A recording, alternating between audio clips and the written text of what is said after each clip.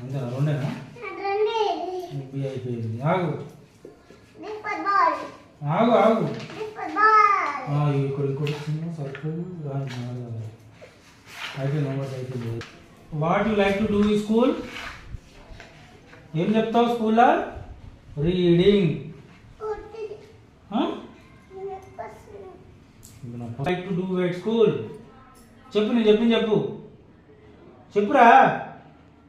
What you like to do at school. చెప్పరా. Reading. Reading. Yes. How are you feeling today? How